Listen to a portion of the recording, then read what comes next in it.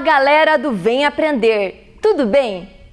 Prontos para mais um dia de aulas aqui pela tela da TV Educativa e pelas redes sociais?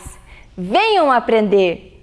Os alunos de Ponta Grossa estão se dedicando muito e interagindo com a gente. Vamos ver algumas das imagens que a galera esperta do Vem Aprender mandou para você ver e se inspirar?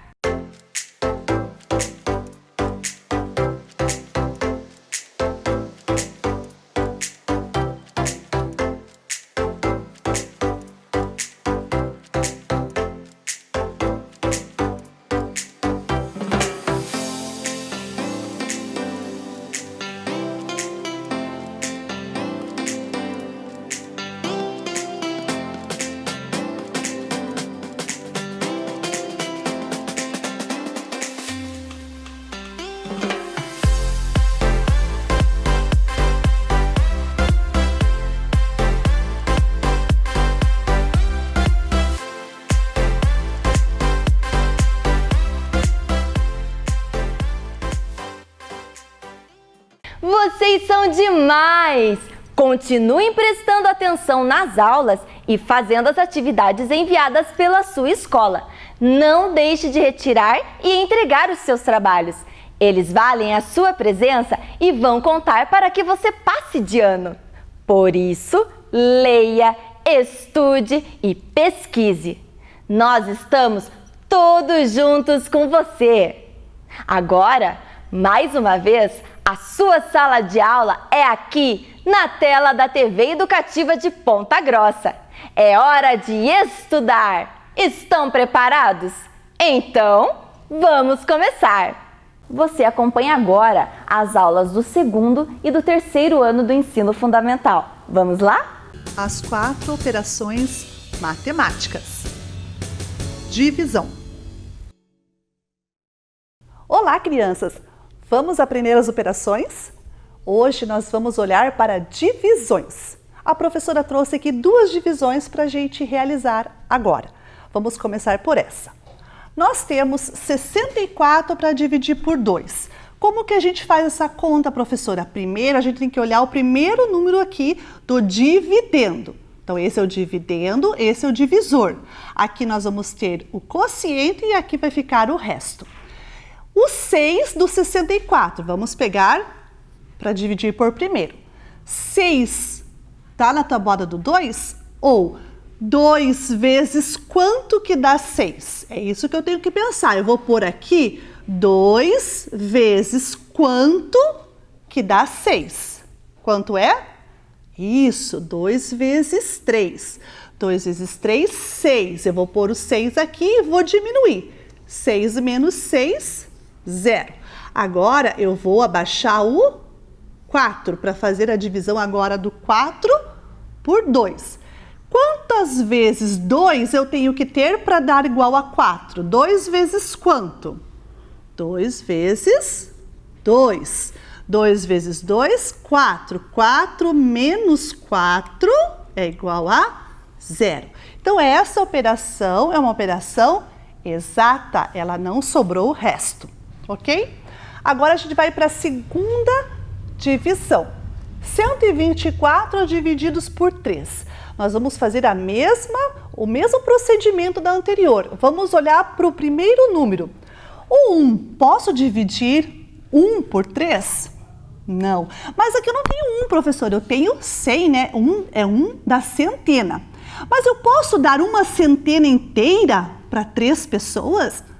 Não. O que eu tenho que fazer então? Eu tenho que desmanchar a centena em 10 dezenas e juntar com aquelas que eu já tenho. Por isso que eu vou pegar 12, porque eu não posso dar uma centena inteira para cada 3 pessoas.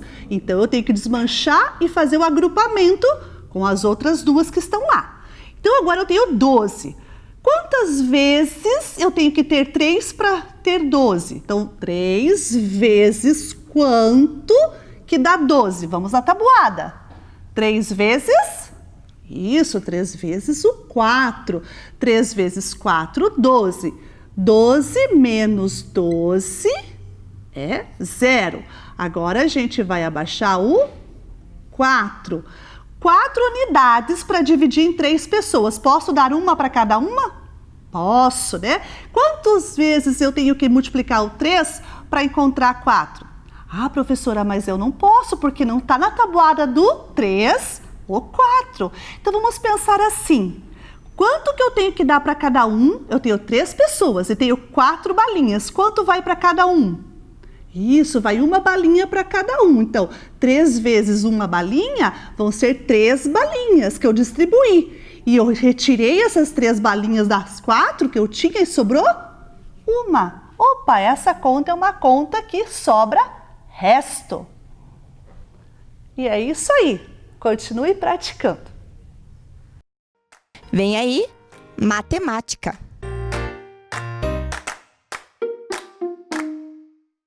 Olá, crianças! Como vocês estão? Eu sou a professora Cassiane e nós estamos aqui para mais uma aula de matemática. O conteúdo da nossa aula de hoje são números ordinais. Vamos ver o objetivo da nossa aula? Ler e escrever números ordinais. Bem tranquilo, nós já tivemos uma aula como essa, então a gente vai retomar algumas coisas que nós já aprendemos e vamos aprender coisas novas. Olha que legal aqui, nós temos uma imagem que a gente usou na outra aula anterior e que vocês me ajudaram a identificar alguns números nela. Vamos ver ela novamente? Então nós temos ali, indicando onde nós usamos os números ordinais.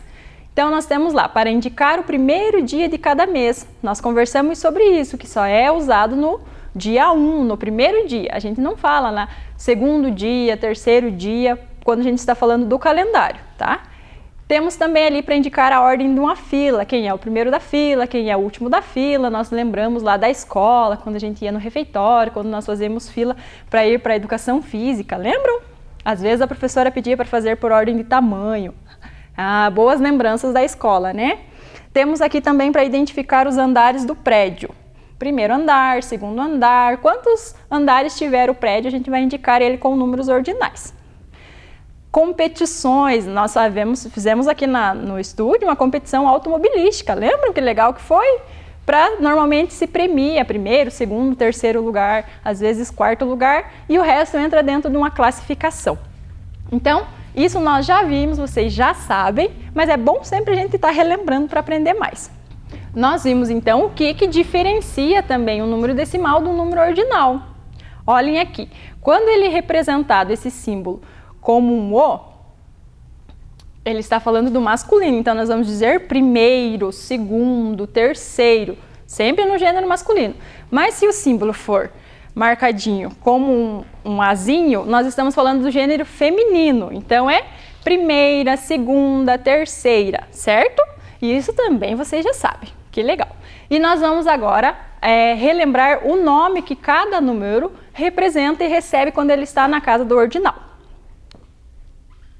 Temos lá então, se for o 1 com o símbolo do ordinal, nós temos primeiro ou primeira, segundo, terceiro, quarto, quinto, sexto, sétimo, oitavo e nono.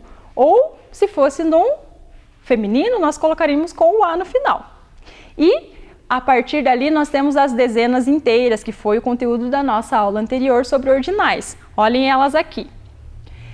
Décimo, vigésimo, trigésimo, quadragésimo, quinquagésimo, sexagésimo, septuagésimo, octagésimo, nonagésimo e centésimo.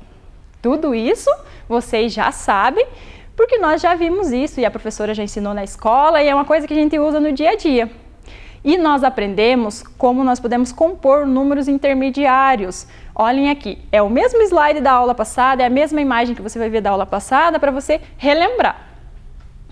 Então, se nós formos compor esse número, o 21 no número decimal, como ele está com um símbolozinho, como que a gente vai ler ele? Então, eu vou ver aonde está a posição da dezena, vou usar o nome e da unidade. Então, ele fica 21º. Outro exemplo. Vejo a dezena e a unidade, 37º. Olha, um número bem alto, quase se transformando numa centena. Então, eu vejo a dezena dele e junto com a unidade. 99º. Vamos fazer isso, então, esses e outros exemplos para vocês aprenderem bem aqui na nossa mesa. Olha, tá aqui as roletas que nós usamos na aula da composição, elas estão aqui. E como nós estamos aprendendo só as duas primeiras ordens ainda dos ordinais, está aqui a dezena e a unidade. E do lado aqui estão os nomes que nós acabamos de ver lá na imagem. Então, quando nós estamos falando da unidade, eles estão aqui, primeiro, segundo, terceiro, quarto, quinto, sexto, sétimo, oitavo e nono. E quando nós estamos falando da dezena, 10º, 20º, 30º, 40º, 50º, 60º, 70º, 80º e 90º, certo? Então, nós vamos aprender a compor os números intermediários entre as dezenas inteiras e a partir das unidades aqui. Então, nós vamos fazer assim, eu giro primeiro a unidade, o número que sair a gente forma, novamente da dezena e vamos ver que número que teremos aqui sobre a mesa. Primeira unidade. Nós estamos falando agora dos ordinais. Na nossa roleta não está marcadinho, mas nós vamos escrever eles aqui na frente. Então, saiu o 3. Então, o algarismo 3 aqui na unidade vale 3. Como nós estamos falando dos ordinais, eu vou pegar eles então aqui, o 3 terceiro, certo? Ótimo. Agora vamos para a dezena.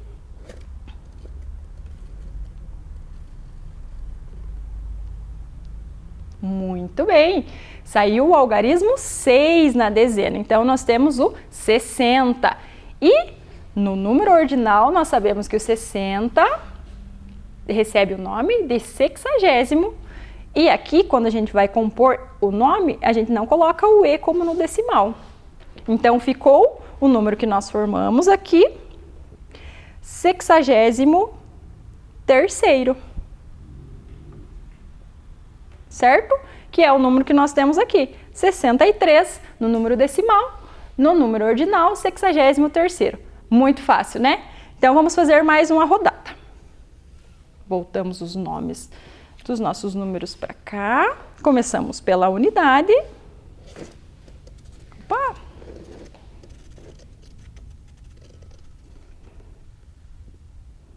Então, nós temos no número decimal, algarismo 2, 2 unidades. Como nós estamos falando dos ordinais, segundo.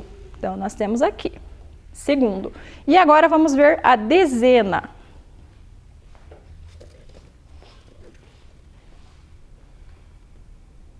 Olha, ele está pegando bem na pontinha ali do 9. Estão vendo que a pontinha da nossa seta está no 9? Então, nós temos 9, o algarismo 9 na dezena, 90. E nós sabemos que lá no ordinal, 90 chama-se 90º. Então, eu só junto 92º. O número que nós formamos é o 92 no número decimal. No ordinal, 92º. Muito fácil. Fazer mais uma rodada, finalizar, para a gente finalizar isso daqui, porque é muito tranquilinho. Você só precisa memorizar, guardar, aprender o nome que as dezenas inteiras recebem. Depois é só você juntar elas. Isso vai acontecer também quando nós falarmos da centena. Bem facinho. Você junta tudo e vai formar o nome do número que você tem. Então, começando pela unidade.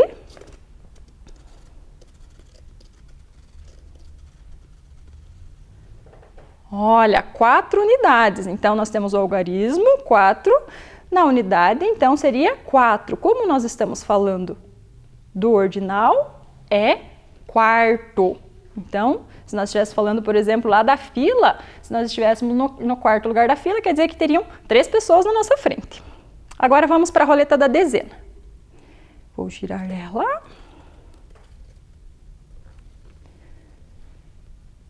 Olha, 5 dezenas, saiu o algarismo 5, eu sei que dentro da dezena é de 10 em 10, então vai formar o número, vamos contar lá, vai pôr a mão aqui. 10, 20, 30, 40, 50. Então, o 50, 50º.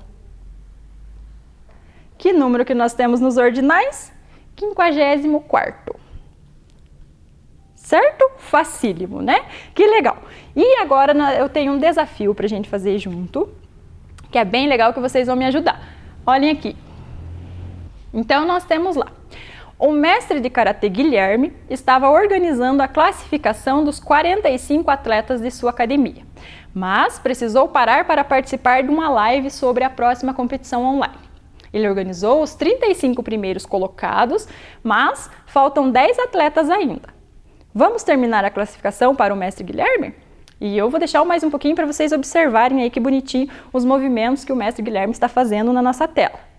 Então, hoje em dia, as competições com plateia estão todas suspensas, mas ainda existem vários esportes que estão sendo feitos sem plateia, alguns que são feitos individualizados pela internet, online. E vocês sabem também ali o termo live, o que significa, né? Que é quando uma pessoa transmite ao vivo alguma coisa que ele esteja fazendo na casa dele, em algum lugar que ele esteja. Então, vamos lá para o desafio. Vamos ajudar o mestre Guilherme. Qual é o critério que ele usa para fazer essa classificação? Olha lá. Ele está usando a pontuação que o atleta obteve nas competições do ano de 2019 para fazer essa classificação. Quem tiver a menor pontuação ficará por último na classificação. Vejam os 10 atletas com menor pontuação que ainda não foram classificados. Então vamos ver todos eles. Nós temos ali primeiro a Ana com 723 pontos. Depois temos ali também o Pedro com 605 pontos.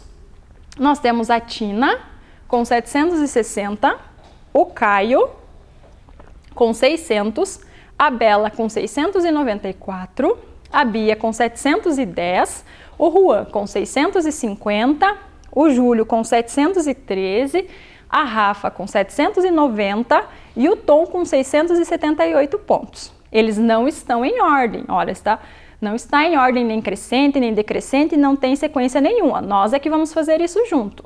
Então, vamos colocar lá. A informação que nós temos é que ele já fez os 35 primeiros atletas, já estão classificados, ele já conseguiu colocar na ordem. Falta, então, os próximos. Quais seriam esses? O 36º, 37º, 38º, 39º e o 40º. 41º, 42º, 43º, 44º e 45º. Qual que era o critério que ele usa para fazer essa classificação? A pontuação deles. Então, a gente sabe que o que tiver menor valor vai ficar por último. Na ordem, então, nós vamos sempre procurar o que tem mais pontos, certo? Para a gente fazer essa classificação. Qual desses atletas aí tem mais pontos, fez mais pontos ano passado? E isso, a Rafa, ela tem 790 pontos. Então, vamos colocar o nome dela lá. Exatamente. Agora, o 37º, quem seria ele? Qual é o que tem mais ponto desses agora aqui? Identificou? E isso, a Tina, ela tem 760 pontos, então vamos colocar ela lá. 37º, Tina. Agora, quem tem mais pontos aqui desses que restaram? Ana, 723 pontos. Então, 38º, Ana. Está ficando mais fácil, olha só. 39º, quem é que tem mais pontos desses que restaram da nossa classificação? Júlio, 713 pontos. Então, coloco ele lá, 39º, Júlio. Agora, em 40º, qual desses tem mais pontos agora? Dos que nós já tiramos os outros que tinham mais. Ficou quem, então? Bia. Bia tem 710 pontos. Então, ela está na posição 40ª. Ela é menina, por isso que a gente fala 40ª. Se fosse um menino, seria 40º. Certo? Lembram? Ótimo, ó, já fizemos metade da lista que faltava. Está restando apenas 5 atletas e eles estão ali, vamos classificar. Então, quem seria o 41º desses que tem a maior pontuação? A Bela, 694 pontos. Então, 41ª, Isabela. 42º. Qual desses tem pontuação maior? Isso, o Tom. Então, 42º, o Tom. 678 pontos. Faltam os 3 últimos atletas. 43º. Juan, ele tem 650. Então, 43º, Juan. Temos 2 atletas. Quando eles ficam nessa posição, a gente pode chamar também que ele é o penúltimo atleta, porque a gente sabe que só tem mais um depois dele. Então, quem é o nosso penúltimo atleta que vai ocupar a posição de 44º? O Pedro. Então, eu coloco o nome do Pedro lá. Excelente. E temos, então, em 45º, o Caio. Também posso falar que ele é o último da classificação, porque não tem mais ninguém depois dele. Agora nós temos então aqui a classificação completa. Os 35 atletas que o mestre Guilherme já havia classificado e os 10 atletas que nós classificamos agora para ele, ajudamos ele nessa tarefa. Então vejam lá. Nós vimos ali, por último, ele tinha 600 pontos. Vamos observar, então, o primeiro lugar, quantos pontos ele tinha lá. Qual foi a maior pontuação? 998 pontos. Olha, se ela tivesse feito mais 2 pontos, ela chegaria a 1000 pontos. Olha que legal. Essa atleta deveria ser muito interessante da gente ver, provavelmente muito dedicada, né? Pra gente conseguir alguma coisa assim, pontuação, boa classificação, a gente tem que se esforçar bastante, né? Nesse caso que é o karatê, ela deve ter treinado muito para conseguir. E é a mesma coisa, gente, para uma prova, nós precisamos estudar bastante para conseguir uma boa classificação. Então, nós temos a resposta ali, ó. Quem foi o atleta que teve maior pontuação? A Mariana. E vimos juntos também que a pontuação dela foi 998 pontos. Mais uma questão para a gente descobrir nessa classificação bacana aqui que tem. Quem e qual a pontuação dos atletas que ocupam as dezenas inteiras? Então, quem seriam as dezenas inteiras? 10º, 20º, 30º, 40º, lembram? Vimos aqui. Ótimo, então já está ali marcadinho para nós no 10º. Quem é a pessoa lá? Isabela com 960, mas nessa classificação nós temos mais dezenas inteiras. Qual seria o próximo depois do 10º? 20º. Então está lá, o Victor, ele teve 883 pontos. Tem mais alguma dezena inteira nessa classificação? Isso, 30º, o Otto, então ele está lá com 820 pontos. Tem mais alguma? Tem mais uma, está lá, 40º. Então, quem está nessa posição é a Bia, com 710 pontos. Então, vamos responder a nossa pergunta? Quem e qual pontuação dos atletas que ocupam as dezenas inteiras? Em 10º é a Isabela, com 960 pontos. Em 20º é o Victor, com 883 pontos. Em 30º está o Otto, com 820 pontos. E em 40º é a Bia, com 710 pontos. Legal, né? Quanta coisa, quanta informação a gente pode tirar assim numa tabela de classificação, de posição de atletas ou de qualquer outra situação. Bem legal, dá pra gente explorar bastante. Tem mais uma pergunta, vamos ver. Qual atleta está entre o 27º e o 29º? Que número que é representado o número decimal, 27º? Que número que é? O 27. E o 29º, que número que é? 29. Então, nós temos lá, entre o 27 e o 29, entre o 27º e o 29º, nós vamos ter o 28, 28º, a Fernanda. Então, a atleta, a Fernanda. Ótimo. Temos mais uma questão aqui. Que posição o atleta que tem 880 pontos? Então, nós vamos procurar no meio de tantos atletas, quem é esse atleta aí? Qual é o nome dele? Ah, professora, é muito difícil, tem muitos, são 45 atletas. Vocês precisam lembrar qual era o critério que o mestre usava para fazer essa classificação. Lembram que ele colocava a pontuação numa ordem crescente lá, do menor para o maior, do último para o primeiro, ou decrescente, do primeiro para o último. Então, vamos começar lá. Lá pelo primeiro, nós temos então o valor de pontuação maior, 998 pontos. E a gente sabe que automaticamente ele vai diminuindo. Vamos um por um até nós chegarmos no 880 pontos. Então, o primeiro tem 998 pontos. O segundo, que é o Marcos, tem 993. Aí vem o Luiz, em terceiro lugar, com 990 pontos. Em quarto lugar, nós temos a Nicole, com 988 pontos.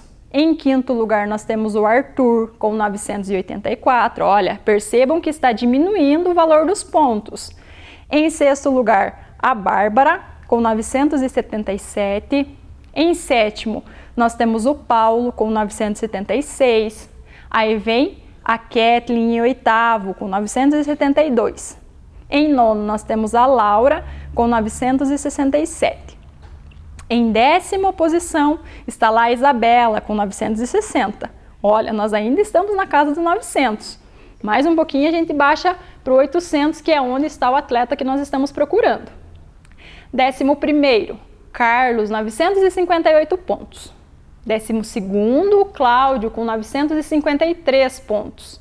Em 13º, temos o Igor, 947 pontos. 14º, a Brenda, com 933 pontos. 15º, Karen, 923. 16º, o João, 912 pontos. 17º, Isaac, 902. 18º, Daniel, com 897. Olha, acabamos de fazer essa troca. No 17º nós temos 902 pontos e já o 18º já baixou para o 800, então quer dizer que estamos bem próximo do que nós estamos procurando. 19º, Anabelle, com 892, olha, é 880 que nós estamos procurando, tá quase. Em 20º, Victor, com 883 pontos. 21º, Johanna, com 880. Encontramos o que nós estamos procurando. Que posição o atleta que tem 880 pontos? Qual é? A Johanna, ela está na posição de 21º lugar. Que legal! Quanta informação nós podemos tirar dessa classificação. E a gente poderia ficar aqui brincando com ela, descobrindo informações nela por muito tempo, né? Mas por hoje, nós já tiramos todas as informações que nós precisávamos dessa tabela, a gente ajudou a construir ela, isso que é o mais legal. Lá no começo da aula, a gente viu o objetivo dela, vocês lembram qual era? Ler e escrever os números ordinais. Fizemos isso, não fizemos? Fizemos aqui sobre a mesa, com a nossa roleta. Gostaram da roleta? Eu achei muito legal, bem colorida. Então, nós fizemos aqui com as dezenas inteiras, fizemos com as unidades, coisas que a gente já sabia, nós relembramos, aprendemos coisa nova. E vocês ajudaram a professora e ajudaram o mestre Guilherme com aquela classificação. E todas essas informações vão servir para vocês fazerem a tarefinha que está lá também. Ou vocês pegam na escola, ou a mãe pega no site, ou chega por e-mail, enfim, da forma que você está se organizando na sua família. Olha qual é a tarefinha.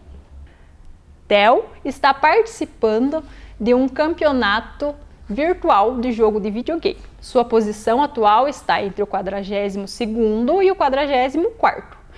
Está ali para vocês o que nós vimos nos slides, o nome das unidades e o nome das dezenas inteiras para facilitar, porque como são nomes que a gente não usa tanto, principalmente ali os das dezenas inteiras, nós aqui achamos bem importante vocês terem isso para ajudar a fazer a atividade.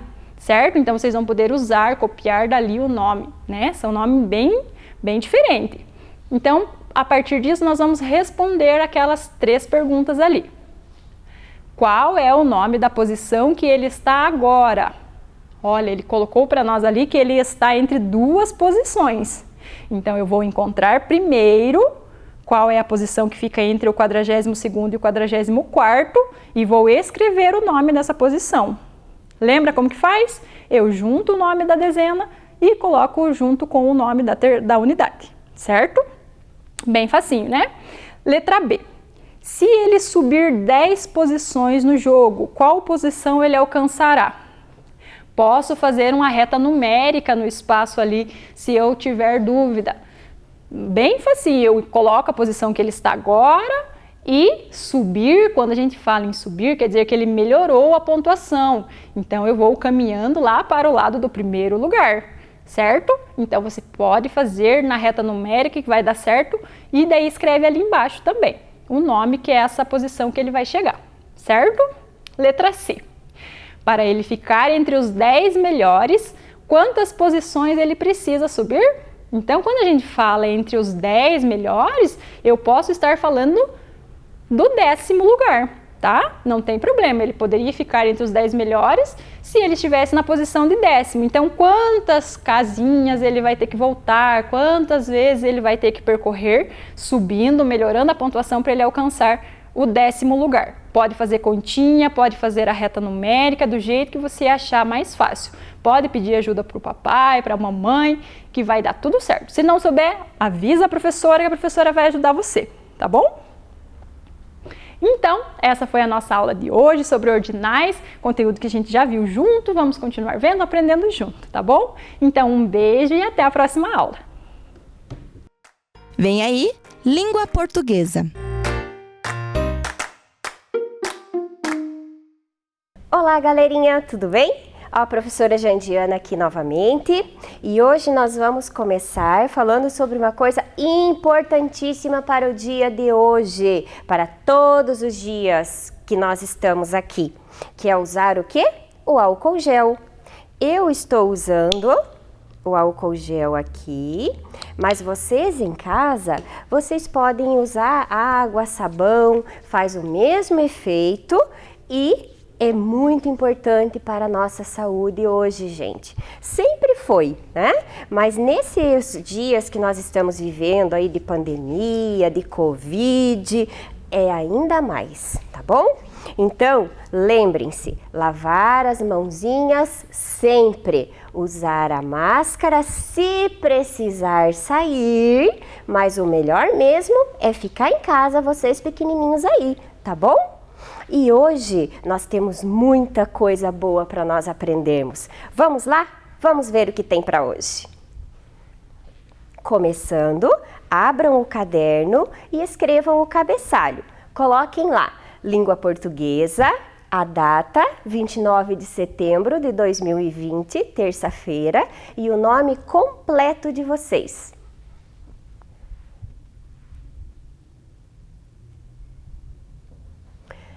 Como nós já tivemos ontem alguns objetivos a cumprir, hoje nós temos novamente objetivos a cumprir. Vamos ver quais? Hoje nós vamos reconhecer o gênero texto instrucional. Que nome difícil de falar, mas uma delícia de fazer. Vocês vão ver. Vamos produzir uma dobradura e usar adequadamente o verbo no modo imperativo. Ai, professora, meu Deus, será que eu vou conseguir? Claro que vai, vocês são super espertos. Vamos lá? Só que antes de tudo isso, nós temos a hora da leitura. Vamos ver que leitura temos hoje? Hoje nós vamos ler sobre a borboleta rosa. Lembra o que nós vimos ontem sobre as cores do ipê? Quais eram mesmo? Lilás, rosa, amarela e branca. Nós vimos também a árvore que representa o nosso país, que é o pau-brasil. E o ipê é a flor que representa o nosso país. Muito bem, continuamos falando sobre flores, porque as borboletas, elas amam as flores, não é verdade? Mas vamos ver o que aconteceu com essa borboleta. E quem é que está contando essa história para nós? Então, o texto foi escrito por Jane Caneca e as ilustrações foram feitas por Raíssa Cristina. Vamos ao texto?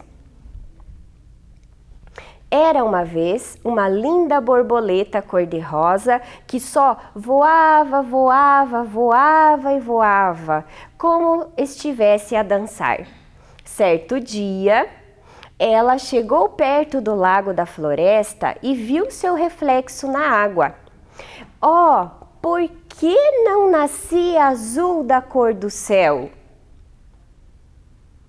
A borboletinha ficou muito triste por não ser azul. Era tudo o que ela mais queria, pois não se achava bonita. Por causa disso, parou de voar e dançar, e ficou tão tristonha que pousou numa flor e se pôs a chorar. Uma linda menininha que gostava de passear na floresta estava passando por ali e viu o estado da borboleta. Ela ficou encantada com a borboletinha, apesar de estar chorando. Que linda borboleta rosa, disse a menina chegando mais perto. A borboleta, ouvindo aquilo, ficou contente e falou: Você me acha bonita, mesmo sendo cor-de-rosa? Claro que sim, respondeu a menina. E agora quero vê-la voar e dançar. A borboleta então se animou e começou a voar. A menina dançava muito alegre a acompanhar o lindo voo da borboletinha. De repente, a borboleta começou a mudar de cor. Seu corpinho ficou amarelo, suas anteninhas ficaram azuis e suas asinhas se tornaram bem vivas e coloridas. A menina, muito surpresa e feliz, disse: Borboletinha, você está como um arco-íris. A borboleta, emocionada e muito feliz, pergunta: Nossa, é mesmo? E isso é bom, menina? É muito lindo, respondeu a menina, saltando de felicidade. Vá se olhar ali no lago e veja como você está mais bonita ainda. A borboleta vai até o lago e fica a se contemplar. Oh, menina, como estou linda! E agradeço a você, a sua amizade e a sua alegria que me fizeram ficar toda colorida. Agora posso voltar a voar. Vamos ser amigas para sempre? Vamos sim, borboletinha, amigas para sempre. Assim, a menina e a borboleta colorida se encontravam todo dia para brincar, dançar, desenhando com suas asinhas um lindo céu cheio de alegria. Muito bem, então vejam, aqui está a autora do livro, né? Jane Caneca, ela é do Recife, ela é conhecida como a Janiville Feitosa na educação, ela é formada em pedagogia e letras e ela atua no ensino infantil. E ela nos conta aqui nessa pequena biografia, que é a história da vida de uma pessoa, que após ser avó, o desejo por escrever para crianças cresceu ainda mais. E quem fez as imagens, os desenhos que nós vimos, as ilustrações do texto, é Raíssa Cristina. Raíssa, ela é do Ceará, ela sempre ela cresceu num ambiente onde o pai dela contava muitas histórias. Atualmente ela mora em Fortaleza e veja, ela nos conta que a ilustração possibilitou a ela estender pontes entre os desenhos e as palavras, tá bem? Então, essa é a ilustradora e essa a autora do livro. Agora, vamos pensar um pouquinho sobre o que nós acabamos de ler. Que coisas nós podemos dizer assim de mais importante da leitura que nós fizemos? Primeiro, a borboletinha, ela era muito bonita, mas ela não estava se sentindo bem naquele momento. Ela estava lá toda chorosa, triste, porque ela queria ser azul e ela era rosa. Aí apareceu outra personagem, a menina, e a menina disse para ela que ela era muito bonita sendo rosa. E o que foi que aconteceu com ela? Ela ficou toda colorida, ela ficou com todas as cores, como um arco-íris. O que nós podemos aprender aqui? Primeiro, nós temos que nos valorizar, Nós somos bonitos como nós somos. Porém, quando nós temos uma amizade verdadeira junto com a gente, nós descobrimos que nós podemos ser mais bonitos ainda, porque a amizade, ela tira o que há de melhor em você e faz aparecer. Então, vamos valorizar as amizades verdadeiras e vamos entender que nós somos bonitos como nós somos e que não somos todos iguais e temos que valorizar isso, tá bom? Essa é a mensagem do dia para vocês, tá bem? Mas nós temos mais coisas para fazer, né? Vamos trabalhar? Então vamos lá. Hora da atividade. Ah, meu Deus, que vem por aí. Uma coisa muito legal. Vamos ver? Hoje nós vamos aprender um pouco mais sobre a tulipa. Então vejam, a tulipa ela é uma flor originária da Turquia, levada para a Holanda por volta de 1560. E existem inúmeras espécies de tulipas de cores e formas variadas. As tulipas expressam o amor e o significado está relacionado com a forma de suas flores coloridas, elegantes, românticas e brilhantes. As tulipas significam beleza e prosperidade. Muito bem, então aqui tivemos algumas informações, mas nós ainda podemos aprender mais coisas sobre a tulipa. O que vocês acham de nós fazermos uma viagem bem rápida para nós conhecermos a Turquia e depois da Turquia dar um pulinho ali na Holanda para nós conhecermos melhor também? Vamos lá? Muito bem, chegamos à Turquia, olha que rápido. Aqui nós temos alguns elementos que representam a Turquia. A bandeira da Turquia, um monumento tirado, que a foto foi tirada, né, à noite, e aqui o mesmo durante o dia. E olha só quem apareceu para compor a imagem, as tulipas, viram? Então vamos ver agora um pouquinho mais sobre a Turquia. Então a Turquia ela é um país transcontinental porque ela está localizada em 2 continentes, a maior parte na Ásia e a menor parte na Europa. Ela é o 3º país mais populoso da Europa, depois da Rússia e da Alemanha. E a tulipa foi trazida pelos turcos, sendo a Turquia sua verdadeira pátria. E é uma flor raramente vista, usada como símbolo de cidades e festivais que são organizados em seu nome como mensageira da primavera. Então essa é a forma com que os turcos veem a tulipa. Agora vamos para a Holanda. Já chegamos. Aqui temos algumas representações da Holanda. Temos a bandeira, temos um moinho de vento, as tulipas. Aqui um campo, um parque com as tulipas formando um caminho. Então vejam, a tulipa ela veio da Turquia, mas foi na Holanda que ela encontrou o seu lar. E na Holanda são campos infinitos de plantações de tulipa, todos coloridos, muito lindos de se ver. Vamos ver o que a parte escrita nos fala, nos conta sobre a Holanda? A Holanda é um país no noroeste da Europa, conhecido por suas paisagens planas, com canais, campos de tulipas, moinhos de vento e rotas de ciclismo. E as tulipas, apesar de não terem perfume e florescerem por 1 ou 2 semanas ao ano, os holandeses apreciam as tulipas por sua beleza. E mais uma coisinha, aqui pertinho de nós, não tem uma cidade que tem um moinho de vento representando a cultura holandesa? Tem, né? Lembram ali de Carambeí, que tem um parque todo dedicado a como os holandeses chegaram até aqui? Muito bem, então olha, aqui é desse país que nós conhecemos um pouquinho mais da cultura se formos passear ali no parque, tá bom? Mas nós ainda temos mais atividades a fazer.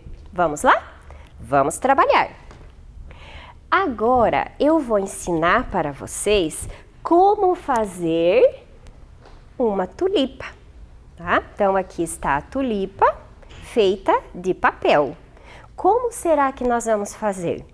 Para isso, nós vamos ter por base essas imagens. Estão vendo que nós temos ali 6 retângulos mostrando para nós como que nós vamos montar a tulipa? E é muito simples. Primeiro, nós temos que ter um quadrado, ok? Para chegarmos nesse quadrado, nós vamos usar uma régua, lápis e uma folha. Eu estou usando essa folha colorida, mas vocês podem usar o papel que vocês tiverem em casa, tá bom? Não precisa sair correndo, comprar uma folha colorida para fazer a tulipa. Podem usar até a folha do caderno de vocês, aí vocês podem usar o lápis para pintar a folha, né? Vamos usar a imaginação, tá bom? E para nós chegarmos nesse quadradinho aqui, eu vou medir 10 centímetros aqui na parte de cima e vou fazer um pontinho. Depois eu vou descer e vou medir 10 centímetros mais ou menos aqui e também vou fazer uma marcação. Vou unir essas marcações com um traço e vou unir aqui também com outro traço, ok? Feito isso, vocês pegam a tesourinha de vocês, né? E vocês vão cortar o quadradinho.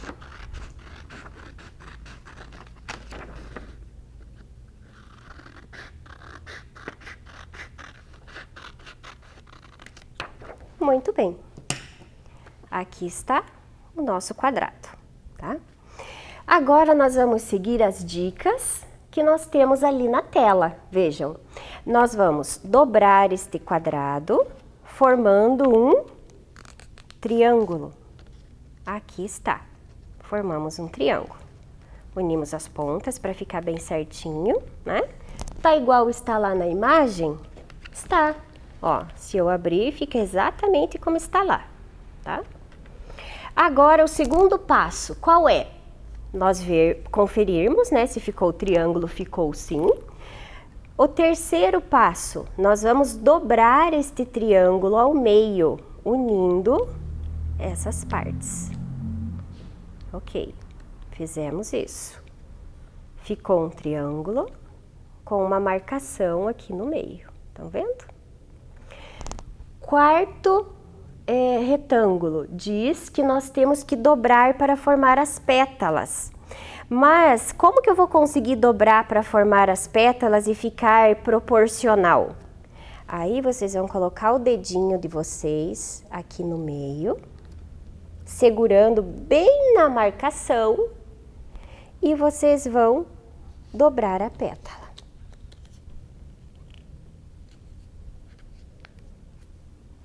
Muito bem. Ficou igual está ali na imagem 4? Ficou. Mas ainda não terminou. Ainda temos mais uma instrução a seguir. Ali na imagem 5, pede para nós dobrarmos essas pontinhas aqui para a parte de trás. Então, é o que nós vamos fazer. Dobrar aqui. Pronto. Dobramos conforme a instrução do quadrinho 5. Muito bem, e está pronta a flor tulipa em dobradura, estão vendo? Aí, para deixá-la para poder usar num vasinho, por exemplo, vocês podem usar um palitinho, se vocês tiverem em casa. Um papel verde, aqui foi recortado um coração e colado como se fosse a flor. Vocês podem pintar o palitinho de verde. Ah, mas eu não tenho palito em casa, professora. Não tem problema. Vocês podem usar até um gravetinho que vocês encontrarem aí no quintal de vocês. Vocês podem usar para colar a tulipa que vocês fizeram de dobradura. Viram que bonitinha?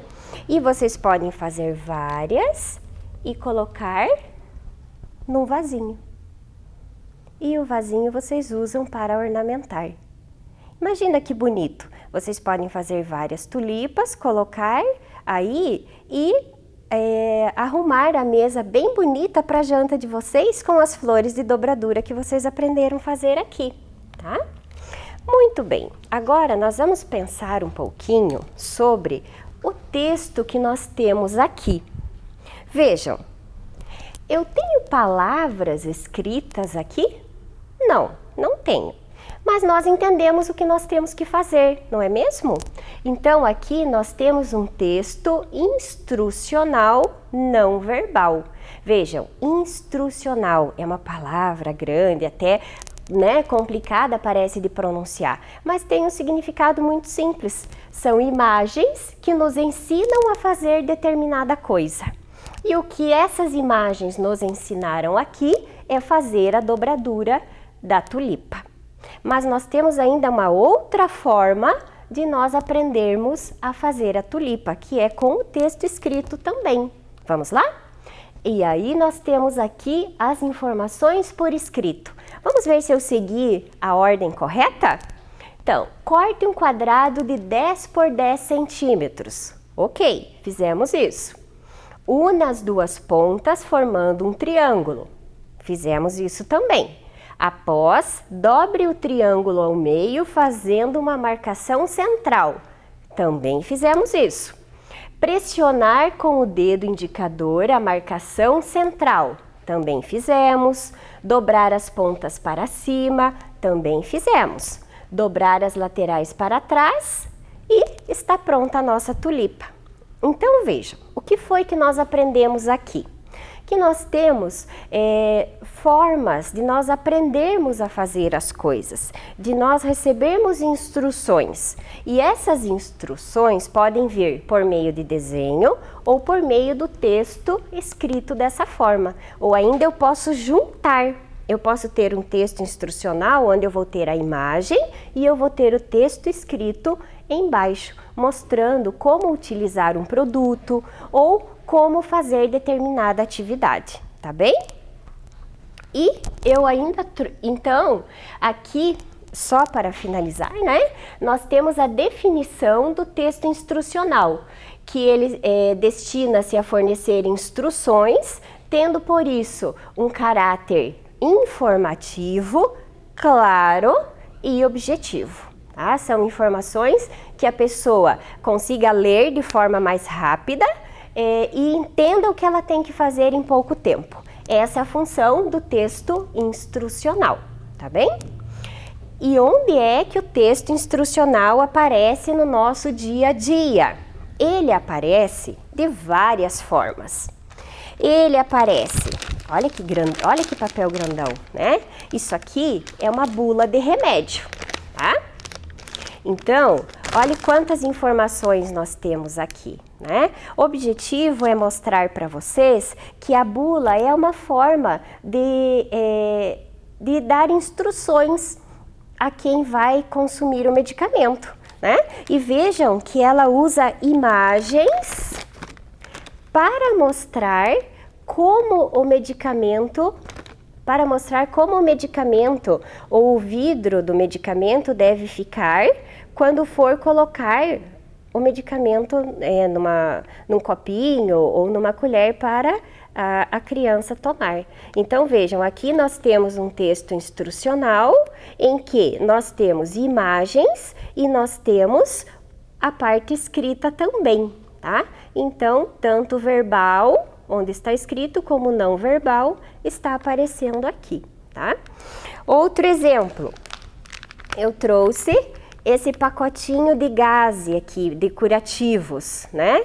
Vejam, também ele traz tanto as imagens, né? Onde eu devo utilizar esse produto, na forma de imagens e na forma escrita também. Então, o texto instrucional, apesar de ter esse nome difícil até de falar, ele está presente na nossa vida o tempo todo. E vejam que essa aqui eu mostrei para vocês a frente, né, da embalagem, mas ainda tem o verso. E no verso tem a parte escrita também, mostrando como deve o modo de usar o curativo. Estão vendo aqui? Olha. Então, eu tenho das duas formas. Eu tenho da forma escrita, que é a forma verbal, porque se usa palavras, e eu tenho na forma de imagens, tá bom? E ali para vocês, a imagem, né, para vocês verem, para vocês gravarem essa informação que faz parte do nosso dia a dia, o texto instrucional.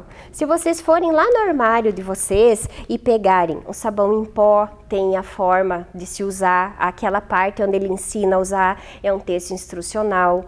Como se prepara um macarrão, também é um texto instrucional que pode juntar imagem e o texto escrito. Então, tudo isso que nós vimos aqui faz parte do nosso dia a dia, tá bem? Ok, e depois disso, nós vamos pensar um pouquinho mais sobre como esse texto instrucional ele é construído. Lembram que um dos objetivos da nossa aula era falar sobre o verbo no imperativo? Difícil parece pensar assim, ai, verbo no imperativo, professora, o que é isso? Vamos imaginar. Imaginem que vocês estão com uma bola, né, de futebol, e vocês não vão brincar de futebol sozinhos. Então, o que vocês fazem? Vocês chamam os amigos para brincar com vocês. E como que vocês chamam os amigos? Vocês não falam? Ah, vem jogar bola comigo, venha jogar bola comigo, venha fazer parte do meu time. Quando vocês falam venha, vem, vocês estão usando o verbo no modo imperativo, tá bem? Quando a professora lá na sala de aula falava assim, escutem o que eu estou falando, copiem no caderno, façam o cabeçalho. Quando a mãe em casa fala assim, tome banho, escove os dentes, tudo isso são pedidos que estão sendo feitos a vocês. E esses pedidos usam o verbo no modo imperativo. É o nome do modo do verbo, tá bem? E vejam, vocês usam muitas vezes ao dia. Eu uso muitas vezes ao dia, tá bem? Então, faz parte da nossa vida usar o verbo no modo imperativo. Mas nós vamos pensar um pouquinho mais como que esse modo verbal foi usado aqui no nosso texto instrucional. Vamos lá? Então, vejam. Eu deixei em vermelho, o que está em vermelho são verbos, tá? Lembrem-se, verbos são palavras que mostram uma ação sendo praticada. Uma das funções do verbo é essa, né? Demonstrar uma ação sendo praticada. Aqui, quando eu digo corte um quadrado de 10 por 10 centímetros, eu estou pedindo que uma ação seja feita, cortar, ação de cortar. E como eu estou fazendo um pedido, eu falo corte. Aqui eu usei o verbo unir, una as duas pontas formando um triângulo. Dobrar, dobre o triângulo ao meio fazendo uma marcação central.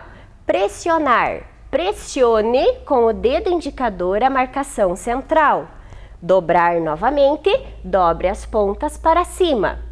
Dobrar novamente, dobre as laterais para trás. E está pronta a nossa tulipa. Então vejam, nesse texto instrucional, o modo verbal que vai aparecer é esse, dos pedidos, das solicitações. Porque quando nós vamos dar uma instrução para alguém, nós queremos que alguma coisa seja feita, que alguma ação seja praticada. E aí nós vamos usar o verbo neste modo, tá bem? Ok. Agora chegou o momento de nós percebermos se nós já fizemos, se nós já cumprimos os objetivos do nosso dia de hoje. Vamos lá? Então, nós tínhamos que reconhecer o gênero texto instrucional. Nós reconhecemos, é um texto usado para dar instruções de como se usar um objeto ou de fazer alguma coisa. Produzir uma dobradura. Produzimos uma dobradura. Usar adequadamente o verbo no modo imperativo. Também aprendemos isso, tá bem? E por hoje é isso. Amanhã estarei aqui novamente com vocês. Tchau, galerinha! Vem aí, Educação Física. Olá, tudo bem, pessoal? Tudo jóia com vocês?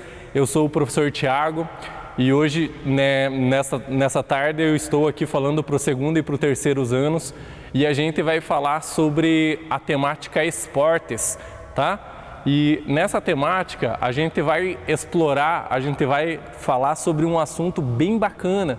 Ele está relacionado, ele tem relação, né, com um esporte que vocês gostam muito dentro das nossas escolas da rede municipal, que tem a ver com o futebol, mas não é o futebol, tá? Então eu queria passar para vocês, é um esporte que leva uma bolinha, com essa bolinha que você vai fazer o gol. Os jogadores, eles são de plástico, já foram de madeira ao longo da história. Vocês já sabem do que eu estou falando? Ela é uma mesa de madeira que fica mais ou menos a 1,20 m, 1,30 m do solo. Vocês já sabem o que é? Qual é o esporte? Eu sei que você aí em casa pensou. Alguns de vocês aí já pensaram que é o pebolim. É o pebolim. E o pebolim, pessoal, tem muitas curiosidades. O pebolim é um esporte que tem federação. Federação está relacionado às regras do esporte, não é verdade? E essas regras estão dentro deste jogo que a gente vai abordar para vocês hoje. A história do pebolim, ela começa desta forma. Em 1936, o espanhol Alexandre Finisterre, ele ficou internado na Guerra Civil Espanhola e ele começou a pensar em um jogo onde não precisasse se exercitar demais. O que ele fez? Ele começou a ter ideias sobre um jogo que lembrava o futebol e ele projetou uma mesa do pebolim, ainda que não soubesse que faria tanto sucesso. Aí essa ideia ele passou para o colega dele que estava no mesmo local, o Francisco. E o Francisco deu forma ao jogo, trabalhou ele todo em madeira e produziu o jogo. Há algumas contestações, né? Uma controvérsia, opinião diferente, de que o alemão teria feito o Brotowatz. Ele teria feito uma réplica do jogo e comercializado mesas de pebolim já em 1930. Agora vamos falar um pouquinho sobre as curiosidades do pebolim. O pebolim, ele é chamado de pebolim em algumas regiões do Brasil. Porém, no estado do Ceará, na Bahia, no Pernambuco, algumas partes do Rio de Janeiro e do Espírito Santo, ele é chamado de totó ou fla-flu. Você já ouviu falar este nome? Bacana, não é?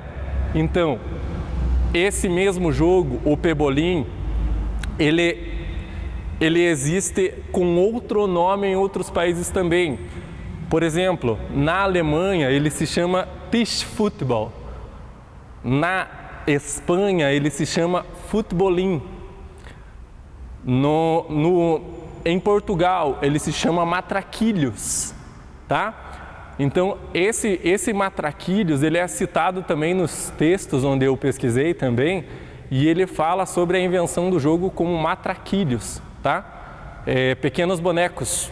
Pessoal, então na América do Sul o jogo chegou aproximadamente por volta de 1950, quando houve muitas trocas culturais também, tá?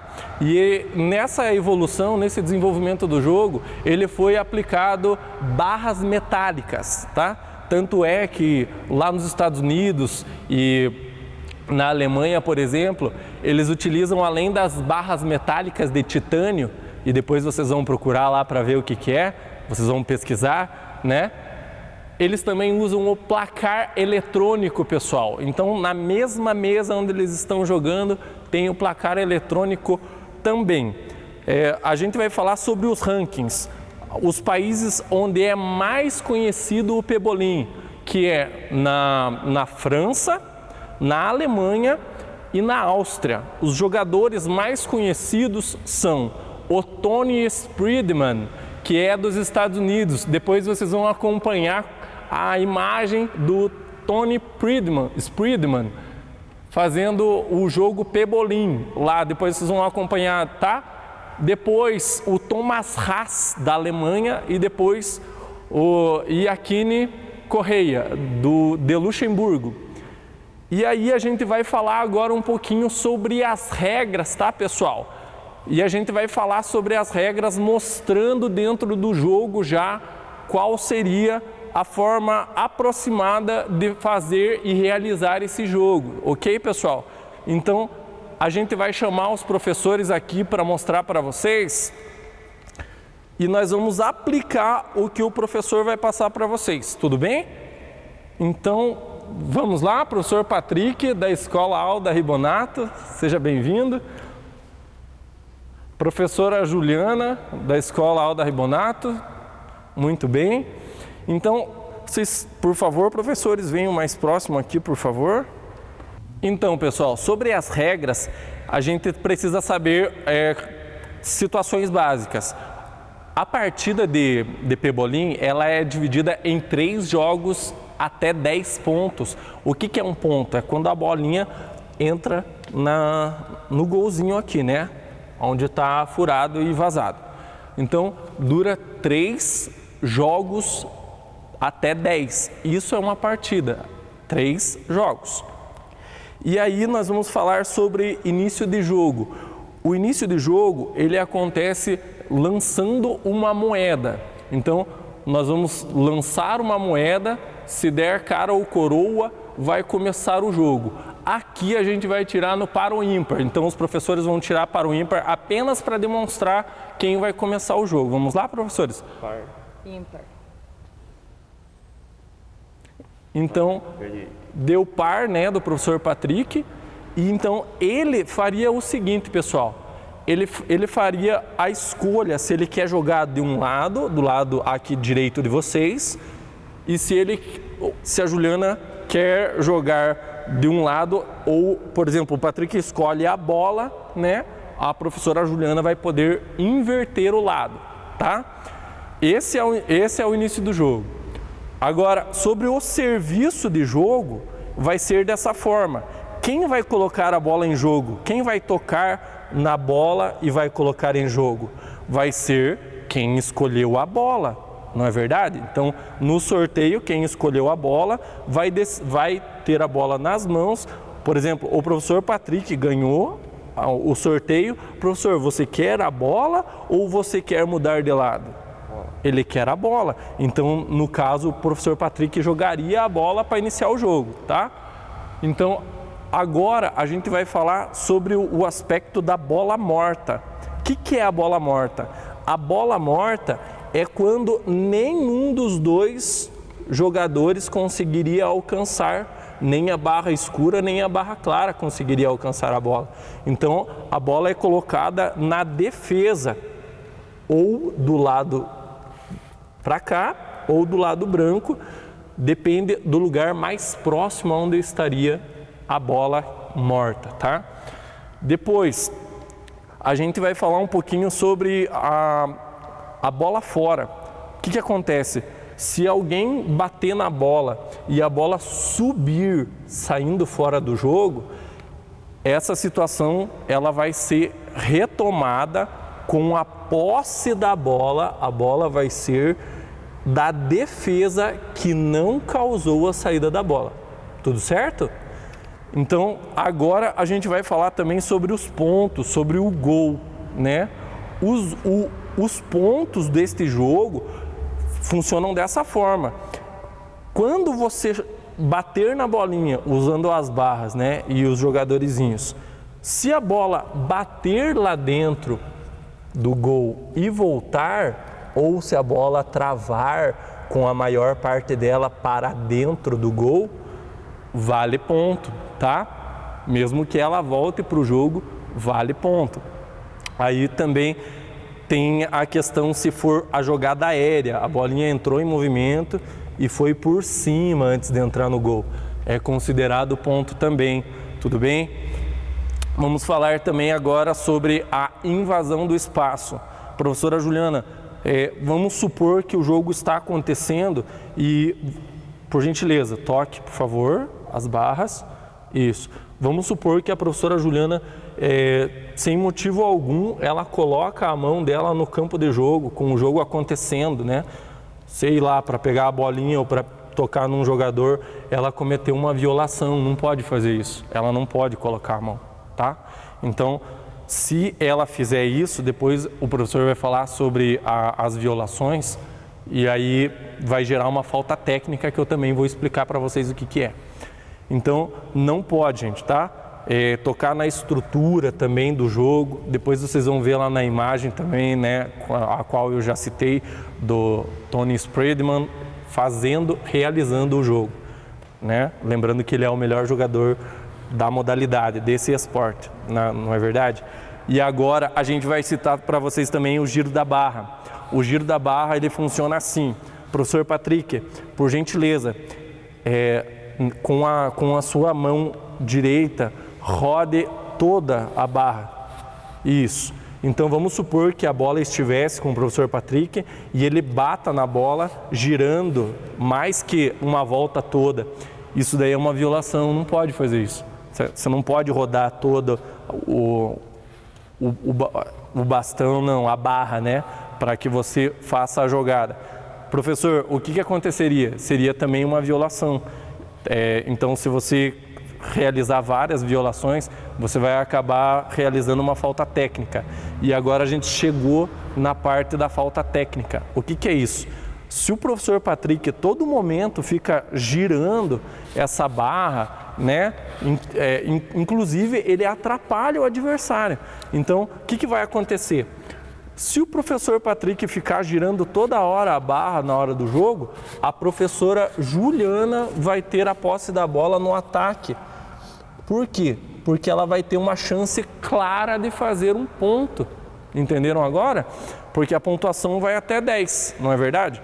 Agora, vamos supor que na mesma partida, lembrando, 3 jogos até 10, tá? Na mesma partida, a professora Juliana faz 3 faltas técnicas, ela pode perder um gol, pessoal. Então, pode não, perdão, ela perde um gol. Por exemplo, a professora Juliana já fez 23 gols, né? Na melhor de 3. Ela vai ficar com 22, por quê? Porque ela fez 3 faltas técnicas, tá? Então, agora, quando você se dirige ao árbitro também com desrespeito, você fica toda hora batendo na mesa, causando incômodo para o teu colega. Você pode, o árbitro, por exemplo, vamos imaginar que o professor Tiago seja o árbitro e o Patrick constantemente realiza violações ou faltas técnicas. Eu, como árbitro, posso finalizar, né?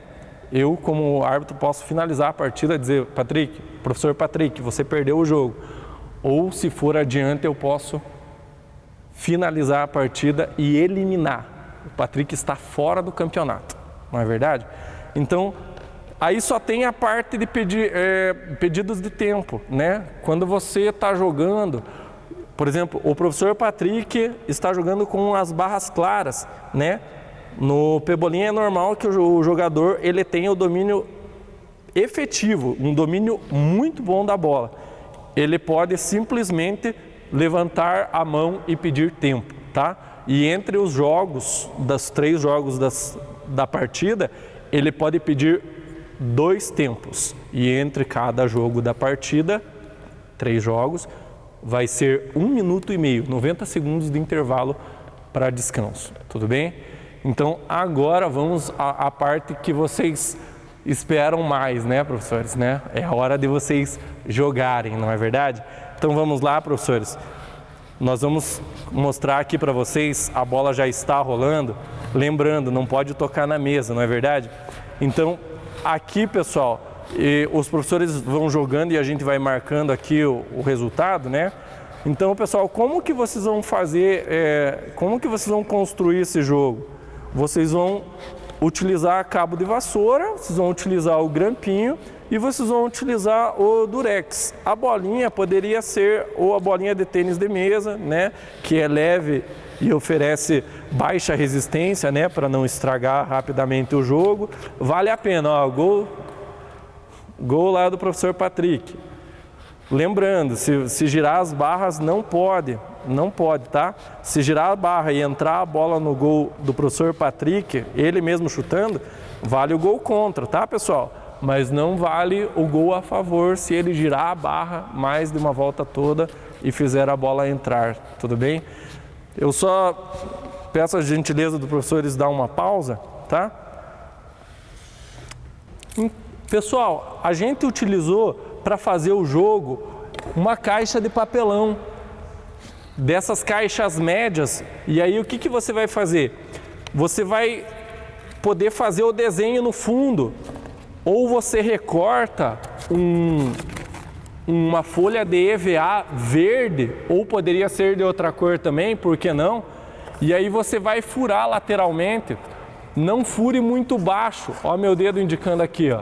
Não fure muito baixo, senão vai ficar encostando todo o tempo na parte da jogabilidade, do jogo mesmo, tá? Fure a 1 dedo aproximadamente, fure a 1 dedo para baixo da base, tá? Essa altura, eu creio que 10, 15 centímetros ficaria ideal para vocês jogarem em casa, tá? Então, a caixa seria mais ou menos isso, furem dos 2 lados, ó, do lado e do outro lado, fure na mesma direção. Aí o que você vai pedir? Você vai pedir ajuda para os pais, para você usar um cabo de vassoura velho que você não está usando mais, divida ele em 4 partes, talvez fique pequeno se você usar só um, divida em 3 partes e depois pega mais um toquinho, faça com 30 centímetros cada bastão, cada segmento que você vai conseguir fazer. Aí você vai encaixar de lado a lado, depois de cortado, para você fazer a barrinha. E o grampinho, imagine que você cortou aqui, tá? O suficiente para que você consiga colocar a mãozinha para movimentar. Tudo bem até aqui? Use o grampinho, tá? Você vai precisar só de 3, né? Metade do grampinho que você vai utilizar.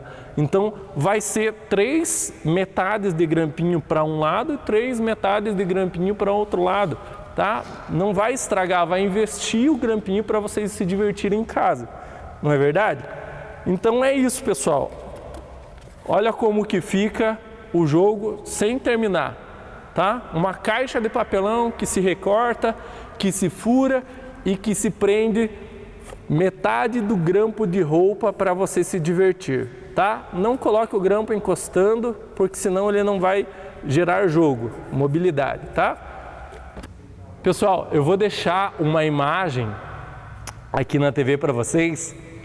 É um aluno da nossa rede municipal de educação, muito bacana, pessoal. O aluno fez a atividade na unidade onde eu trabalho e eu gostaria de compartilhar com vocês, tá? Fiquem com essa imagem. A nossa intenção é que as crianças da rede municipal se divirtam, que as crianças da rede municipal possam participar conosco, né? A gente sabe, os professores também sabem, tá todo mundo junto nessa batalha contra o coronavírus, né? Mas o importante é a gente estar praticando, mostrando a imagem que a educação física é muito necessária nesse momento para que a gente finalize esse processo e com a ajuda de Deus possa voltar. Eu queria fazer um agradecimento rapidinho aqui, né? Eu vou só dar o feedback. Hoje a gente trabalhou com esportes, a gente abordou o pebolim e a gente procurou trazer um pouco das regras para vocês. Eu creio que vocês também vão conseguir fazer na casa de vocês e se divertirem, né? Aqui a gente fez toda encapada, todo bonito, né, o material, mas aí em casa vocês vão simplificar, vocês vão fazer utilizando lápis, pintando as linhas, né, do joguinho do pebolim, para que vocês realmente se divirtam. Então, dado o feedback aqui, eu gostaria de agradecer, né, a minha diretora Joyce, a minha pedagoga Marília, a minha pedagoga Suzana, pelo apoio que vocês têm concedido, tá? Quero agradecer grandiosamente meus colegas aqui, os professores Patrick, a Prof. Ju, né? E a gente está aqui, pessoal, para servir a vocês, para passar o conhecimento para vocês, para que vocês possam se divertir em casa, tá? Se protejam, um abraço do professor Tiago e fiquem com Deus. Tchau, pessoal.